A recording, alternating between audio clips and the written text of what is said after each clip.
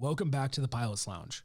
On today's episode, we are joined by Jessica Burch, a U.S. Army Blackhawk pilot for the California National Guard who works full-time for CBS News as a weekday meteorologist in the San Francisco area. She joins us to talk about her education, upbringing, and what drove her to pursue meteorology while also pursuing her passion for aviation. From wherever you're listening, grab your cup of coffee, sit back, and thanks again for joining us on the Pilot's Lounge. What's going on, Brotallion? This is John Gray, host of the Hangar Z podcast. We love the Pilot's Lounge podcast and know you do as well. Hey, when you're done here, come check out the Hangar Z podcast. We're the first and only podcast promoting the personnel and equipment behind the missions in public safety aviation. You can find us at hangarzpodcast.com or anywhere where you listen to podcasts. Whether you're the new guy at the unit or you've been there for years, being the one who's tasked with providing the unit apparel is never a fun process. At Brotallion, we have done all we can to make it as seamless and as easy as possible for you. All you have to do is head over to Brotallion.com, fill out our custom apparel form, upload a logo if you have it, or let us know your ideas if you do not have one, and we take care of the rest. From setting up a unit page to making that apparel accessible to your unit whenever, wherever, and it ships directly to them, we structure operations to make yours simple. No more tracking who is ordered or who is paid in Excel spreadsheets, and no more worrying about collecting money. All of that off your hands at www.brotallion.com. Be sure to mention the Pilot's Lounge podcast or our YouTube channel in the inquiry form when you are submitting. Welcome back to the Pilot's Lounge. On today's episode, we are joined by Jessica Burch, a San Francisco CBS weekday meteorologist who is also a U.S. Army Blackhawk pilot for the California National Guard. Jessica, welcome. Hey, thanks so much for having me on here. Yeah, it's been pretty cool. You know, we came across your page. Obviously, you have a insane social media following, which we'll dive into where, you know, the base of all of that later on. But before we dive into your story, and kind of all the things that make you who you are, we, especially, I know you understand as an Army aviator, we do table talk here, which is off the wall questions from any category in the entire world. And yeah, so we're going to dive right into that. I think Brett's going to lead us off here. Yes. This is my favorite part of the show, at least one of the favorite parts, just because of the opportunities. But, my first question for you is, how'd you get the blue check? How'd you get the blue check on the profile? It's so funny how people care so much about that. And like literally if my social media got deleted tomorrow, I'd be okay. Like life would go on. Well, I'm a morning meteorologist at CBS in San Francisco. So inevitably, you have to take on the role of a public figure in a lot of ways. You can't do silly stuff outside of work, but yeah, there's just a day I went on Instagram and I saw the blue check and that was it. Nothing really special about it. Dang, that's awesome. Well, I think we tried a couple of times and then they, dug in a little bit and we realized these people are. I'll have my people call your people. So that'd be great. We need that CBS endorsement. If we have the CBS endorsement, they absolutely will give it to us. That's what it is. We'll figure it out. We need to get you guys sponsored somehow. Yes. My infamous question, your favorite dive bar anywhere in the world? Oh, my favorite dive bar. Were there any at Rucker? I'm trying to think. I'm just kidding. My favorite dive bar. I'm from Vegas originally, and so I'm kind of picky on mine. I didn't realize you're going to put me on the spot like that. There's one here in San Francisco. Thanks. There's one here in San Francisco called Tupelo. I absolutely love. But Tupelo? to anyone who hasn't been here, you're not going to know. You're missing out on a lot, though. Well, that's kind of so I don't remember when we started asking this question, maybe like midway through our episodes, and I've since like compiled a list and now we have it published. So I love folks that. are traveling and they're just looking for like a dive bar. You can go on the page and be like, oh, okay, I'm in San Francisco. Let's see if there's anything on there. I'm going to find so it's it. just like dive bar location and then the guest. It's kind of cool. I don't know. I get a kick out of it. I love it. So Tupelo, San Francisco. have you ever been to the Boom Boom Room in San Francisco? It's like a jazz bar. I don't remember where the hell it is, and it's a big city, but you should check it out. I don't know if you like that kind of music and stuff. I went in there with my brother and sister-in-law and my wife a couple years ago, and it was like they were doing some sort of jazz fest outside. Like they had one of the streets closed off, and there was one place they had the doors open at the Boom Boom Room. You could hear people in there just like jamming out. And we went in there, and it was like super dark. So you kind of like lose track of what time of day it is. Very much like Vegas, right? Like when you're in the casinos and stuff. We went in there in daylight and came out, and it was like God knows what time of day. We were in there for like hours, but it's awesome. I love that. I recommend. Yeah, I just moved to the city, so I'm definitely going to check that out. Oh, cool. Okay, awesome.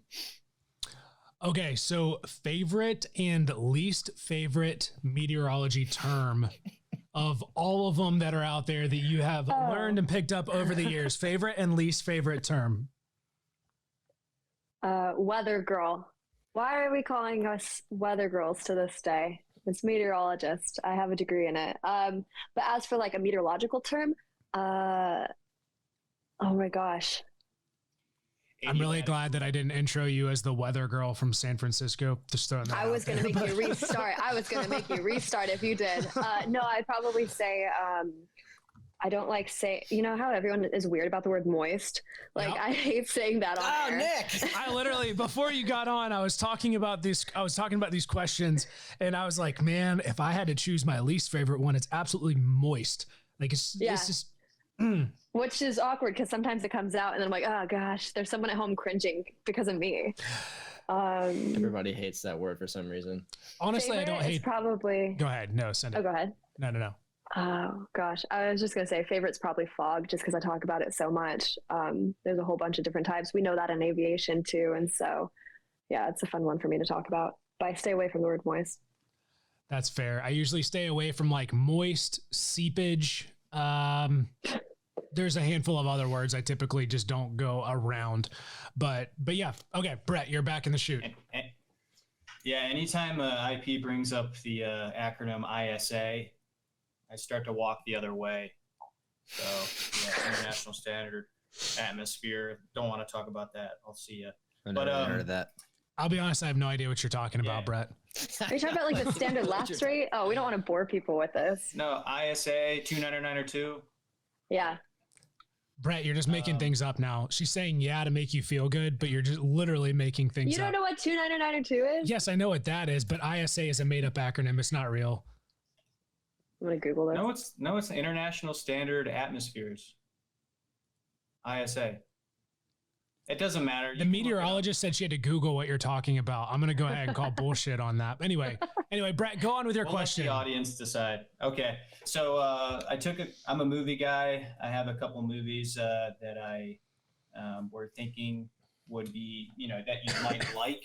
Which one's your favorite? And they're all based on kind of some of the articles you gave us in your background. So tell me your favorite out of the three: Twister, Day After Tomorrow, or The Legend of Ron Burgundy.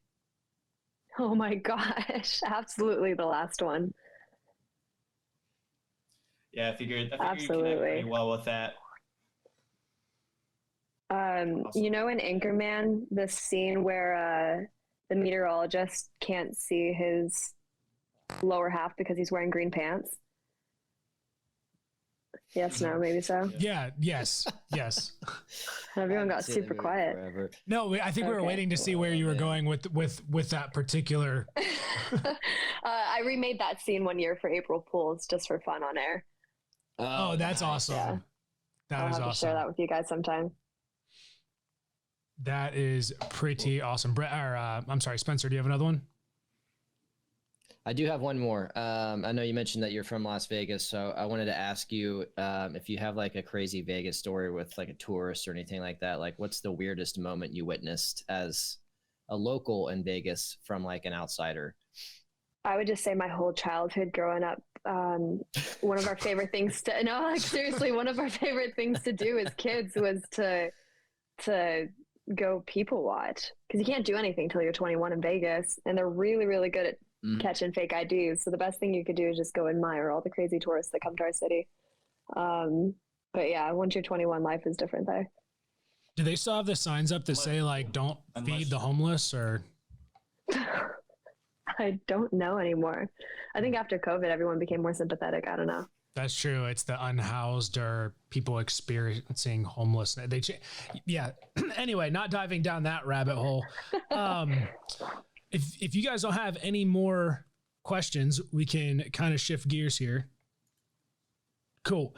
So, Nope. Kind of talking a little bit about your background, why you got into aviation before the Army, and then actually we'll back up even further from there. Kind of looking at your childhood and upbringing, what originally kind of sparked your interest in weather aviation, whatever it was first? For me, I always knew I was going to be a pilot before even thinking about weather. And I started flying when I was 15, just working on my private license. I fell in love with it because I loved the idea of traveling, and I was convinced I was going to go to embry-riddle and become an airline pilot. And I did go to embry-riddle, but I have not became a airline pilot yet, clearly, because I took the meteorology route. But yeah, I was young when I started, and it's something where like how people always say like you have to control the aircraft, and like you just have a feel for it after a while, especially in helicopters. I just think I picked up that control touch pretty young. So it was something that I knew that I was going to pursue full time one day. So when you made that decision to, go to embry-riddle, did you initially go with the intent of going into the aviation program when you arrived there and then switched into meteorology? Yeah, so I got the Army scholarship, right? And once I got there, I quickly realized that the Army scholarship pays for pretty much everything except for the flying portion, because the Army quickly realized that they could be cheap. I'm not saying cheap, but you know what I mean? They could give you your flight. Well, hey, call it what it is, but they wanted to do your flying training through the Army, not through embry-riddle. And so I decided that I was going to through the Army ROTC program, and I did, luckily. But because of that mentality, I realized that I wanted to do something else. I didn't want to just be a pilot. I wanted it was going for me because I knew I wasn't going to go active duty.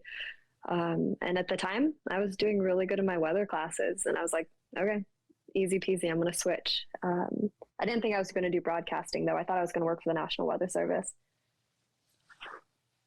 So kind of looking at, you're in college, you are commissioning. So you made the decision to commission while you were still in college. And then when you did that commissioning program, did you automatically go in and for aviation specifically, did you know that that was the route that you wanted to take? Or did you, have an idea of your top choices and you were fine with whatever it was? No, I was, and that's the big thing, right? The reason why two decisions I want to talk about real fast. The first one was the fact that I wanted to go Army because they give you the option after college to go National Guard. All the other branches make you go active duty. So there was my decision number one. Number two was once I went National Guard, that's a lot more of job security because you kind of get to pick your branch versus them telling you what you're going to get based off your OML. And I didn't want to take that risk. I've never been the type of person that wanted to let the Army decide for me, hence the reason why I'm not active duty. I could not live that lifestyle of being told where to live. And some people can, and they love it. And I'm so grateful that we have people that are willing to serve. But for me, the National Guard was my number one decision from day one. Great advice for everybody in college thinking about going, like balancing the ROTC thing with, do I go active or do I go National Guard? The Guard is definitely a very unique beast and provides a lot of opportunities I feel like the people don't necessarily realize are available to them. Before we transition out of sort of your collegiate career into your professional career, you studied abroad in China for a while too, correct? I did.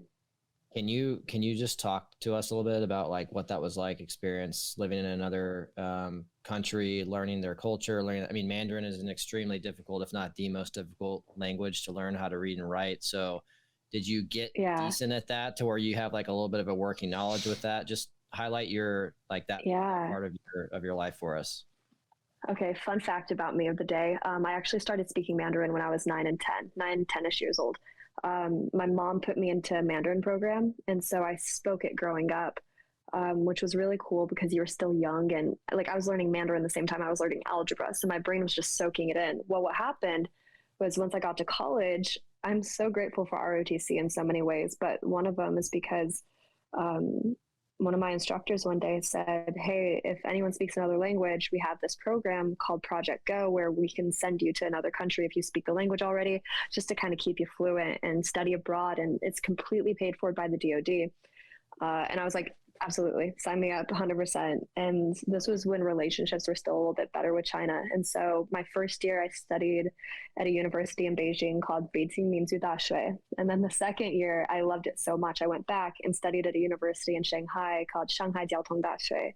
And it was so sick because the military was essentially paying for me to go over there and continue my language development, which was already pretty good at the time because I've been speaking it for so long. But that's just another cool perk about ROTC and just the military in general. There's so many little ins and outs that, and so many programs for you to keep you on track of a whole bunch of different educational aspects. So that was my favorite one.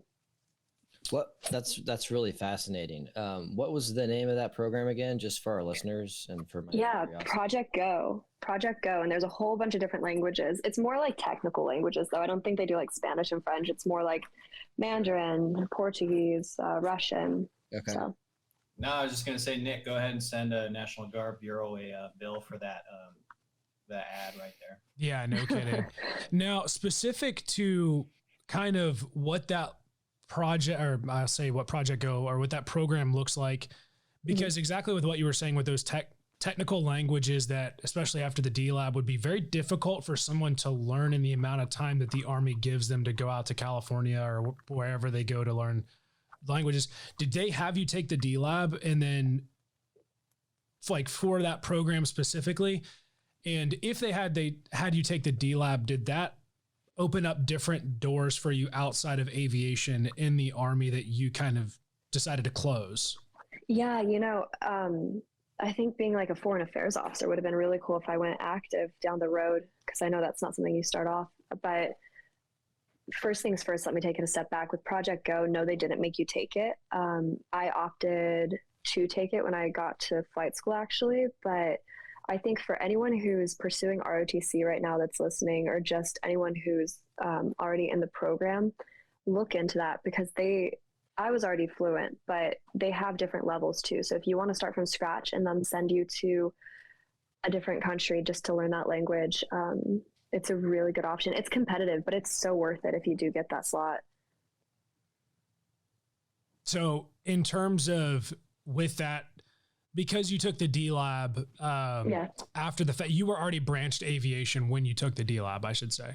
Yeah, and because I'm National Guard, I don't get any extra perks. It's not like I get a financial bonus or anything. If I was utilizing it, then yes, I think that's how it works in the Army. Right. Yeah, and it does. I think you have to be using it likely as with the intel community or whatever other type of community that would be doing that. Which again, kind of knowing that now, looking at your upbringing and your knowledge of that, is very surprising to me that you went aviation and not down that very separate path that could have potentially been very lucrative. But hey, we all follow our passions, and all of us in this room definitely understand the why. So, okay, kind of coming back to where we are now, you're straight out of college. Did you have a gap between heading from Embry-Riddle to Fort Rucker? Yeah, and I purposely gave myself a big one with that. I commissioned in 2019, and so I went straight to my first job. I worked at ABC up in Redding, California. That was my first job out of college. And one of my big things when it comes to balancing National Guard life and in the normal civilian life is you kind of need to favor your civilian job a bit more when it comes, think about it. That's your full income. You need to treat them with respect. They're going to bend over backwards for you because they legally have to, but ultimately you need to be responsible on both fronts. You can't be slacking on one and the other. And so I gave myself a year and a couple months between commissioning and actually going to flight school. And I pushed back my date on purpose so that I could get my feet wet in my career, and they would have respect for me and I would have respect for them. And we just kind of had a good foundation before I left. Even then, though, it's really hard. And if you talk to any National Guard pilot, they will probably say the same thing. When they left their civilian job, it is awkward putting your active duty orders on your boss's desk, being like, I'll be back whenever Rucker decides to send me back. That is an uncomfortable feeling.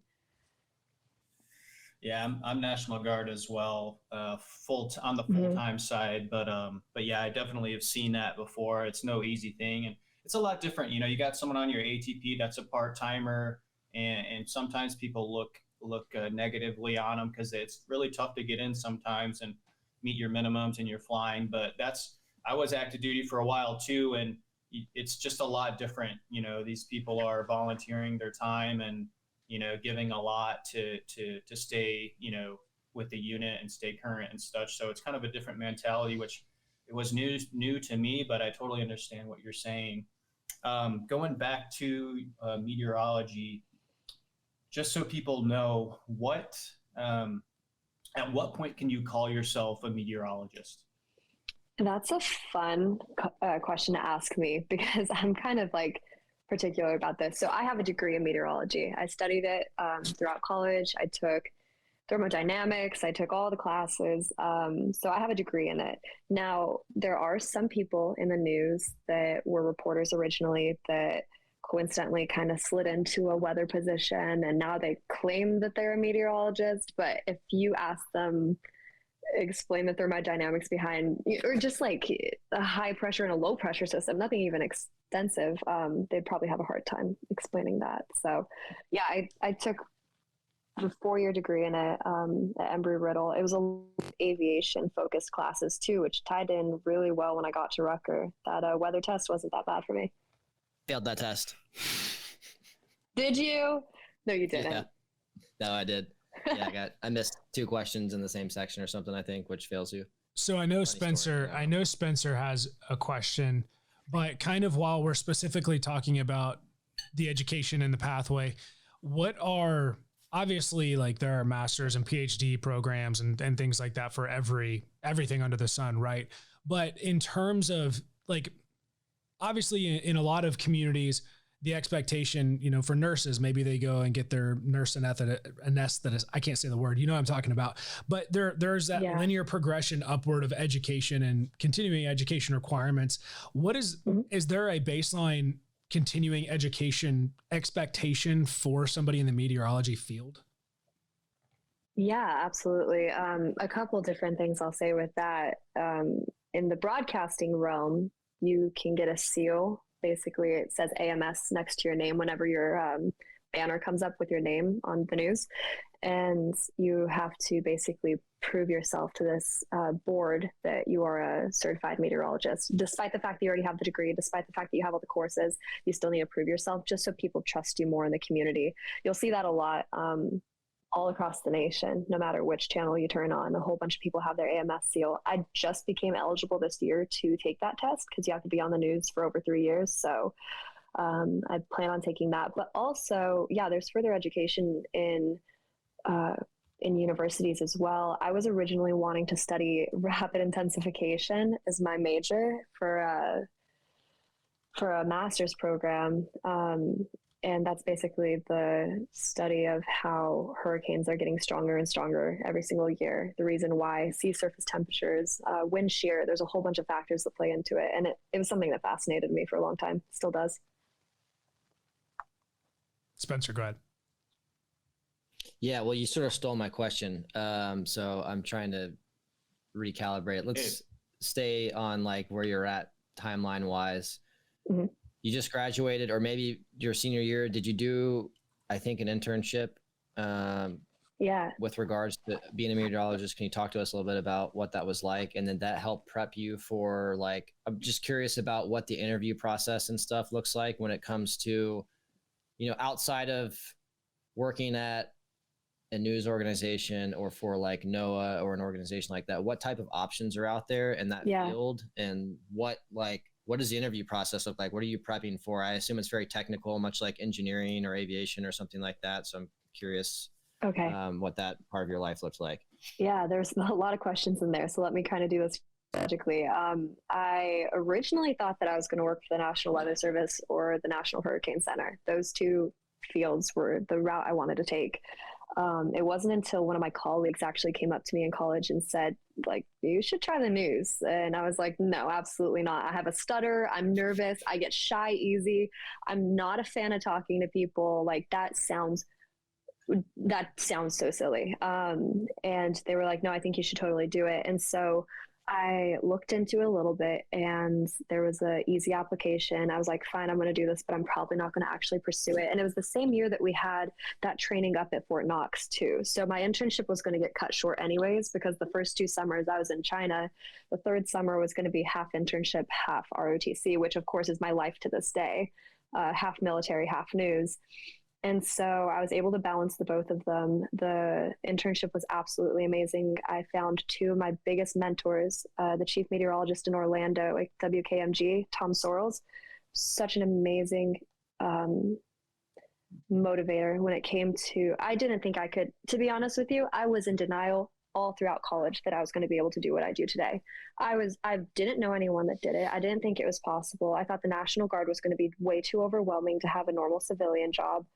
And this is a demanding job too. I mean, call it what it is. I know other people have demanding jobs as well. And I'm not trying to say I'm higher than anybody else, but it's tricky to balance the lifestyle of waking up at 3 a.m., doing a whole morning show, running over to Sacramento, flying a helicopter for the afternoon, coming back to get sleep for the next morning at 3 a.m. It's not like it's an easy, balance by any means. And so back to college real fast.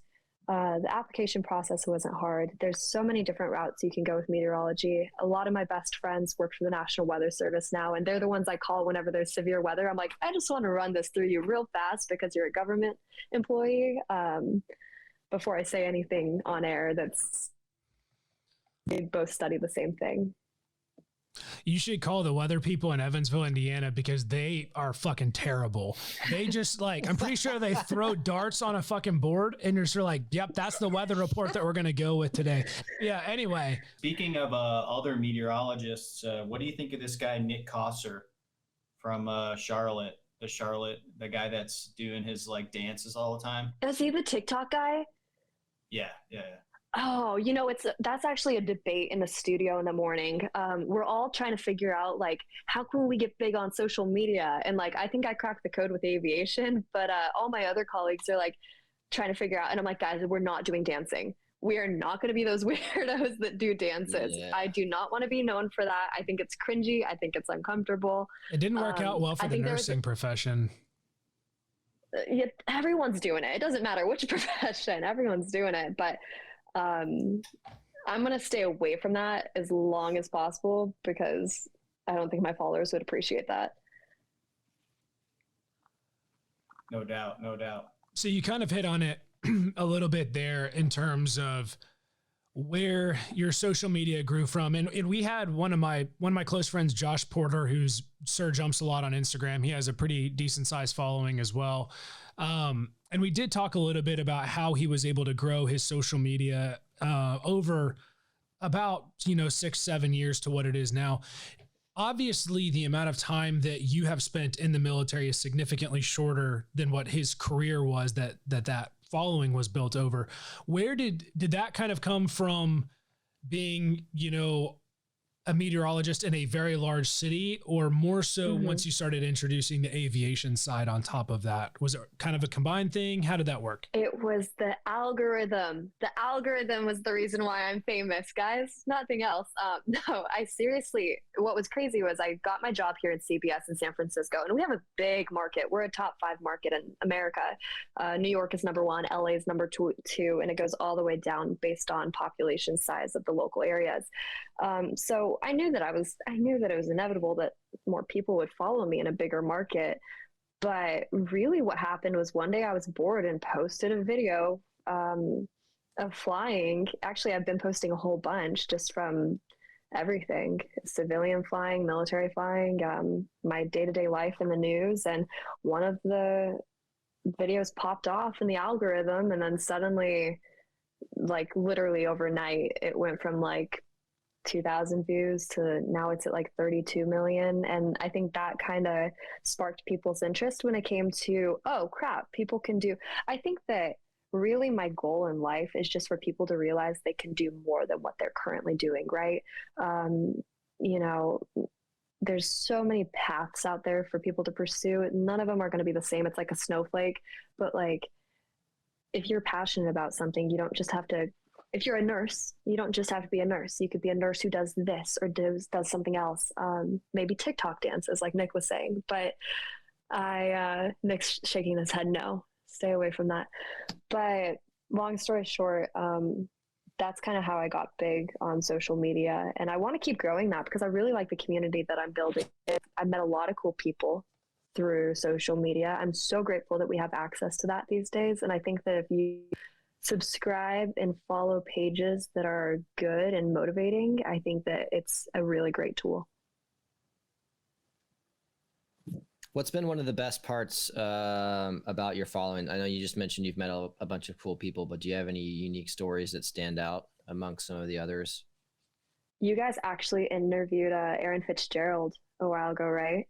Yes. I totally listened to it. He's like my celebrity crush when it comes to aviation. I just think that he is like such a cool dude. Well, what was crazy was I was actually flying for one of the air shows here in San Francisco in a fighter jet, like an old Air Force fighter jet. And the pilot that I was flying with, he was telling me about Aaron, and I thought it was so crazy. And so I went to go to social media, and I didn't realize that Aaron followed me before I could follow him. And so I reached out, and it's those cool connections, right? Like someone I look up to is now like, you know, in my circle, like it's people that I'm talking to, they know him, he knows me now. And I want to continue to build that because I think that, I mean, I work in communications. I love talking to people, but ultimately I would love to build a huge network of just great, happy aviators. And what you guys are doing with the Pilot's Lounge is absolutely brilliant, in my opinion. Thank you. Yeah. And that kind of falls in line with really the whole goal of Brotallion and its concept in general is the idea of community. And obviously that's why we brought in the Pilot's Lounge. And that's really what we try to do, or I should say what Brett really tries to do through our social media page is not a whole lot of like stuff that we create. It's a whole lot of stuff that the community brings us. And, you know, a lot of it is reposted in an effort to help build a sense of pride in what we do. And, you know, there's a lot of really cool videos and photos and things like that out there.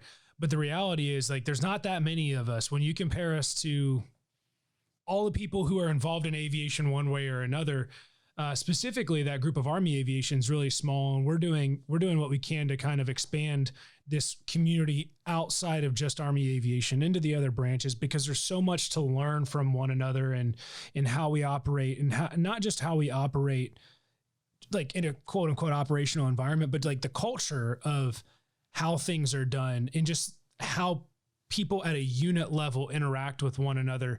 And, you know, we have like Justin, AKA Bam Bam, like we'll talk about stuff that's going on in his Navy helicopter unit, and just listening to it is so vastly different from how we do it. But there's a lot that we can learn in terms of, you know, applying that positive change, whether, you know, from either way, in order to kind of make a community better, which is, we commend you for that. That's awesome that you're able to find that through your social media platform, especially because you are a face more so than what will likely ever be on this podcast. I mean, you're in front of millions of people when they turn the news on to find out the weather during the week in San Francisco. Like that's a huge thing, right? So, you know, that I think hearing your stance on that, and that's what you want out of it is really, I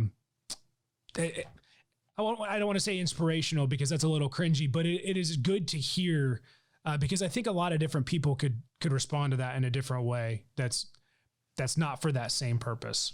Yeah, you're right. So kind of looking at a little bit more so, since you kind of brought up, it's a good segue, life as a lieutenant and life as a meteorologist, and kind of how have they affected each other since you've started your pathway? You know, do you find that because of your, I don't want to say status in the community, but do you find that, that has positively or negatively affected your life in the Guard and vice versa? Yeah. So when I got this job in San Francisco, by the way, I should say I've always wanted to end up in San Francisco when it came to my news job. I didn't think it was 25. I thought I was going to be in my mid 30s by the time I actually made my way up in the markets. I got really fortunate with how I got here, and I'm so humble and grateful for it. But weather and aviation, I mean, they go hand in hand, right? The moment you're up in the aircraft, like, it's weather dependent in every way, shape, and form. And so I use it to my advantage when I'm forecasting. And I bring up aviation all the time when I'm forecasting. I'm definitely, people know I'm the pilot who does the weather for the news. And if they like it, they like it. If they don't, they don't. But I use it, because it's our safety. And let me think a little bit further into what I was trying to get at with that.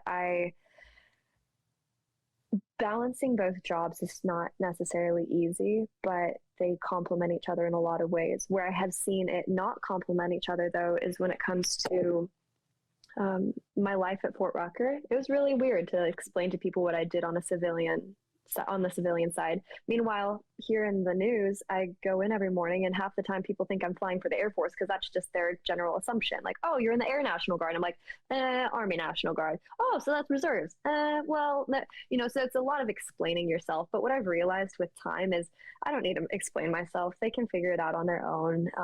I'm grateful that I've met a lot of very compassionate people that respect both things that I do. And my National Guard unit has been so awesome when it comes to my lifestyle and just me moving around from station to station. I finally found my home here. And so they've just been very supportive. The drive.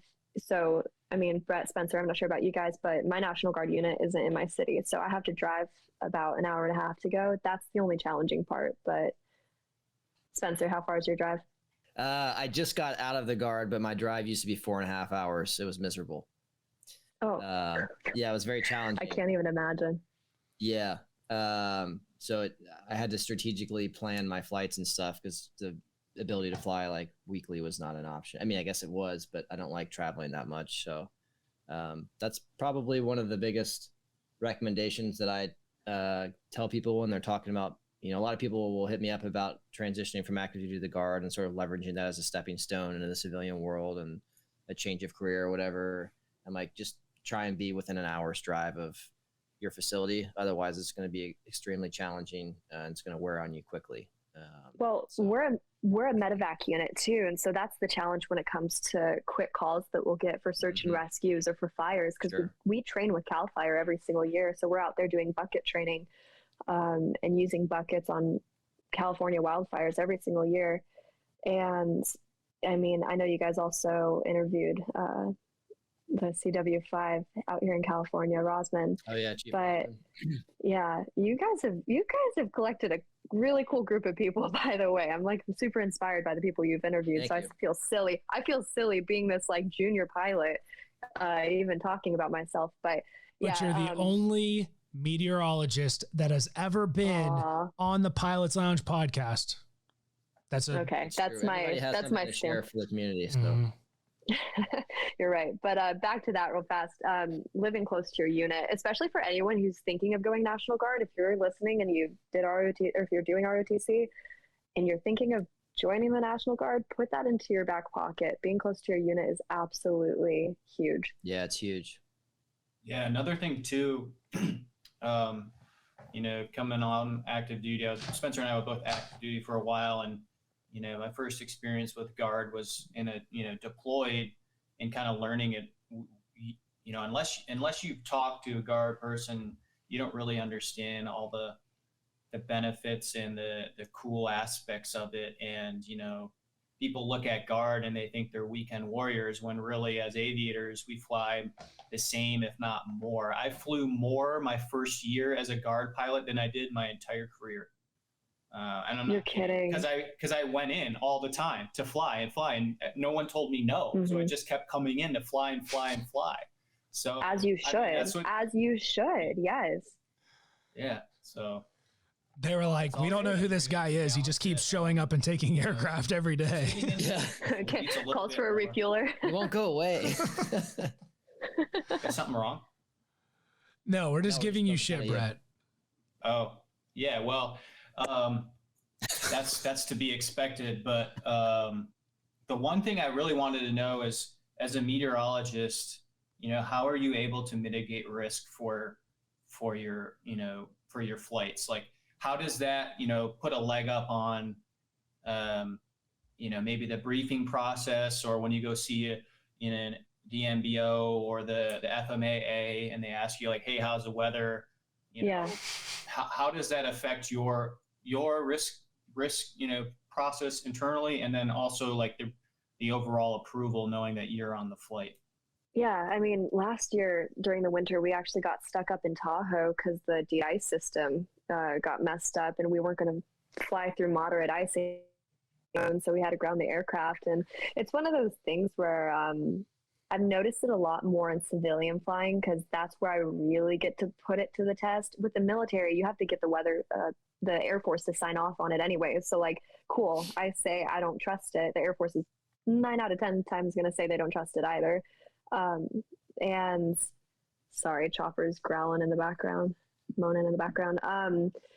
And I have noticed it a lot with civilian flying, that if I feel I never put myself in a dangerous situation. I've done it once and I'm never going to do it again. I put myself in inadvertent IMC, and I will never, ever, ever even test myself again like that, because it's not a good feeling when you get back down on the ground and you sit there and you realize I might be tough, I might have thick skin, and I am literally shaking and crying because I could have seen my last day today.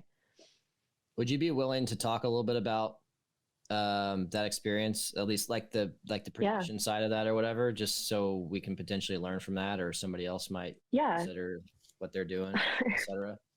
It was the craziest day because it was actually at Rucker. I was flying down to the beach to go hang out with some friends. I rented an aircraft and I was solo flying, so there's no one there.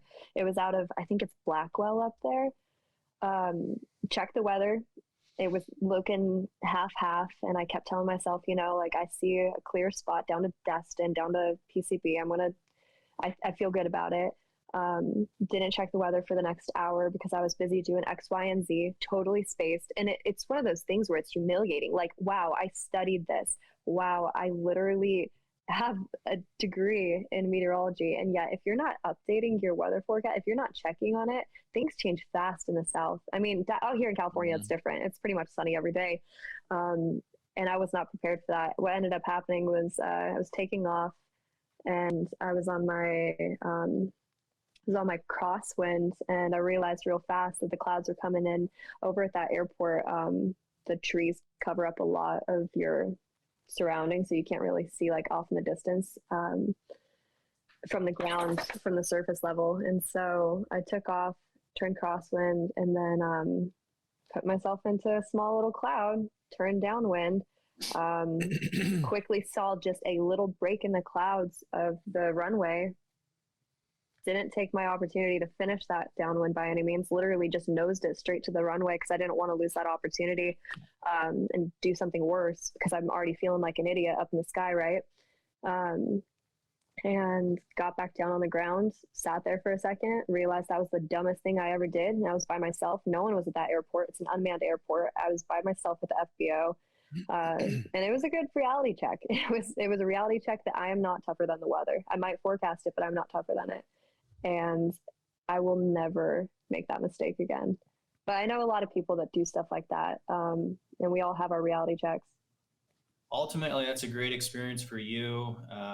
Those little experiences help us grow. And as Rob Purdy said it best, you have your knowledge bag and you have your luck bag, and you just try to keep your knowledge bag higher than your luck bag. So, when you get into a situation like that, you're able to move past it and survive. So yeah, that's a great experience. And thanks for sharing it, like Sven said.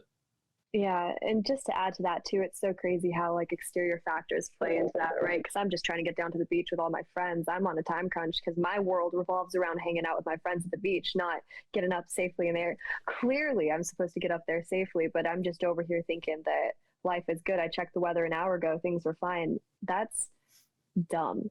And I hope that, I mean, I learned my lesson, but I hope young pilots learn that lesson fast too, because I don't want people putting themselves in silly situations. The helicopter crash down in SoCal, that's a lot of exterior pressures make you make dumb decisions. And yeah, that's all.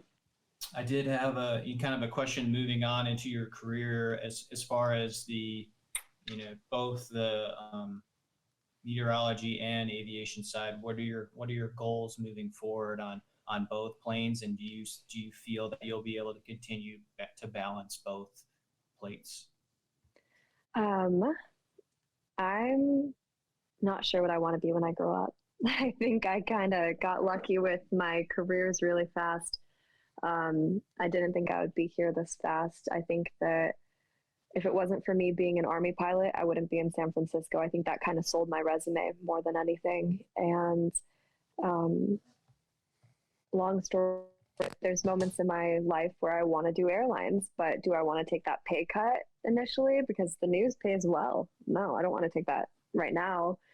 But then I also think in the news, how long is this industry going to hold up? When's the day going to come where they say, nope, we don't need you anymore? Or better yet, when you get old, I'm not saying that my station would ever do this because we have amazing talent across the board, young, old, small, big, tall, all of us. We're very diverse, but there will be a day where I don't think they want a crusty old 70-year-old talking about the weather the same they would with 25-year-old talking about it and making jokes in the morning. And so, yeah, I think about jobs and the longevity of them. And I really think that down the road, I'm going to have to probably pick aviation full time. And I'm okay with that because that's what I've always wanted to do. This is just kind of a fun loophole in my life that I didn't think that was going to happen.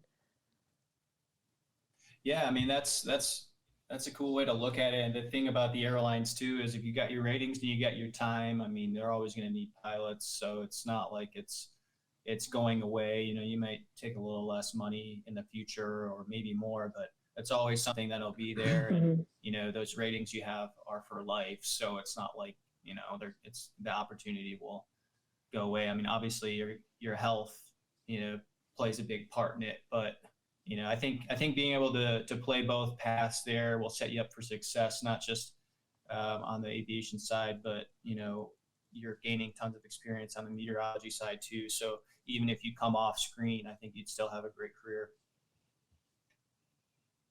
Thank you. Yeah, I feel very confident with where I'm at right now, which is a very different feeling from, like I told you earlier, that denial factor that I had in college everyone I was commissioning with, I was the only female that commissioned in my class, and everyone was pretty much going active duty. And I felt like I was making a weird decision because they were all very confident with their lifestyles. And I was I hope this works. Who's to say once I move out to California, that's when the real test begins. But looking back on it, super grateful I put myself in those uncomfortable places. So kind of going back a little bit, you mentioned that you were, going to fly solo down to the beach while you were in flight school. And then you had also mentioned that you did have that little bit of a break between college and going to Fort Rucker. At what point in your life did you move forward with getting your fixed wing ratings, and did that kind of play into the decision whether to or not to pursue that program specifically at Embry-Riddle? Okay, so I always knew that I was going to finish my fixed wing ratings. Now they're considered add-ons because I just need to work on my commercial through a flight school out here, which I'm working on. But I genuinely thought I was going to go to Embry-Riddle and do airlines because I didn't know at the time, like I said, that they kind of, the Army is sometimes a little tricky when it comes to what they promise versus what actually ends up being the case. I'm trying to say that very lightheartedly, but I was convinced that I was going to go to Embry-Riddle and they were going to pay for all my ratings. And I didn't realize until I was there and it was too late that no, they just pay for the scholastic portion, the educational portion, but not the add-on, which was flying, which is fine. But flying is expensive. So, one of my favorite parts, I love seeing my friends come out of Rucker and continue their add-ons. I think that's brilliant. And I think that's great. And I think that's what everyone should do, either at Rucker or after. And I know a lot of people that did it at Rucker too, and props to them. They should totally take it. It's the affordable way of doing it. I know a lot of people that did ATP or embry-riddle. Oh my gosh. A lot of my friends are 25-year-old airline pilots, and I live vicariously through them, and they're flying over to Amsterdam and they're going over to Tel Aviv, but boy, are they in debt. And they have a big, big, big loan that they have to pay off from embry-riddle versus me. I think I'm taking it the slow route. I'm also thinking I'm taking it the fun route though. And I'll probably get to where they're at one day soon. That's awesome. And then kind of moving into the last few questions that we have here, and this will kind of lead us a little bit into the last question and final comments that we have. But, obviously you serve with the California National Guard. And then the big difference in the National Guard in general from active duty is obviously the involvement they have in those individual communities is significantly higher than typically what we're going to have on the active duty side. Well, when I think of people who are, news anchors, meteorologists, or a combination of both really at that point, I always feel like those people are highly involved in the community. How do you think that your community involvement has maybe helped drive things that you recommend on the National Guard side or vice versa? I know we've talked a lot about comparing the two, but I think talking specifically about the impact on the community itself is important because of your role being a little bit different than probably what most people experience. Yeah, I'll say two things with that. First things first, one of my favorite things to do for fun on the side is talk to schools, mainly because when I was young, that's what drove me to really want to do aviation and weather, weirdly enough. I remember a meteorologist coming to our coming to our school, and those little things make such a big impact on young generations. And so I've gone to plenty of schools and chatted with teachers and students and asked they asked the silliest questions, and I love it. It's so wholesome and it's so pure. And it's like youth, that's big for me. And it's funny because the teachers will reach out and ask me, hey, I know you're the meteorologist and can you come talk about that? But can you also just talk about the military a little bit too? I'm like, oh, I'll tell you my whole life story in 15 minutes flat. I got it down pat. It's fun having people confused on how can you do both? And it's great at the same time too, because it puts that in their mind that, okay, maybe I want to be a doctor, but maybe I also want to be in the military too. You can do it and you should. I think that the more you do with this little tiny life that we have on this earth, the happier you're going to be inevitably. Yeah, you're going to be stressed in certain moments, but community engagement's always been huge for me. There was another question you asked, wasn't there? Or was that it? No, that was pretty much it. Really just kind of, okay. I wasn't sure specifically, I don't know what required, and I don't want to say required involvement you have in the community specifically, with working with the news. I feel like I just always see people in that role or in those roles highly involved in different aspects of, community efforts. So I wasn't sure how the two kind of complemented each other or affected one another. So. Yeah. Like I said, whenever I do get asked to either MC an event, because I've done that before too, where I've hosted events, they're always introducing me as both titles, which I think is kind of an honor because I love that they're acknowledging the fact that I have two careers going for me and both of them are very important to me. And to add to that also, when I moved to San Francisco, I genuinely didn't think that I was going to be accepted. And this is a very stereotypical thing for me to say. I'm very naive at the moment because now I see it. Now I see how welcoming the community has been for me. And I see how I'm becoming a household name here. But when I first came here, I was so nervous because my competition in the morning shows, John Schrabel and Drew Tuma, they're both gay, happy men. And then there's me. And I'm just like, how can I fit into this market? Because San Francisco, awesome, so exciting. But like, I just didn't think that they were going to accept this little military pilot. And so far, the welcome has been very warm, and I've received so much good feedback from the community, and I'm really grateful to be here. And it kind of shocked me, but I'm grateful to be here. That's awesome. And then kind of looking at where that rolls into kind of our final comments, it plays into it really well. If you were to give one piece of advice to someone looking to really succeed at their quote unquote day job while also being successful in the Guard, what would that piece of advice be? Because I think you're in a unique situation really from any of us that one, I'm still active duty for now, Brett's active Guard. Spencer was in a different kind of situation when he was, primarily with the Guard, but you're in a role where you have a full-time, like this full-time corporate news gig as well as a Guard requirement. What would your piece of advice to be successful at both be? You're probably going to think that I'm going to say something like, oh, manage your time properly or make sure you get good sleep. But in reality, one thing I've learned is in the news, everyone has an opinion of you. And the biggest thing you could do is make it a good opinion. Be kind to people and be humble. That speaks so much more than any action, in my opinion, that you do. If you stay humble and you realize that aviation has taught me one thing, it's you're never going to stop learning, right? You're never going to know everything. If you're in the aircraft, be humble. If someone's trying to teach you something, be humble. Take that advice. Take what they're saying. Maybe you're not a fan of it that day, but everyone's going to have an opinion of you. You might as well make it a good one. That's great advice. Thanks a lot for coming on, Jessica. I think this has been a really cool conversation, and I'm looking forward to getting it out to the community. I think you brought a lot of value to the table. I know, there's the people that will roll their eyes and stuff. It's like, oh, you had Lieutenant on. It's like, okay, but she's done a lot of stuff and been around the block for a little bit. And I really appreciate you sharing your story about going double IMC. I don't think we've ever had anybody do that on this podcast. It's a great learning lesson for any young, inexperienced aviators that haven't necessarily been in that situation yet to take home and stick in their pocket. So thanks for taking time out of your busy schedule to sit down with us heathens at the Pilot's Lounge. It's been a blast. Yeah, absolutely. Thanks so much for having me. I'm stoked for this, honestly.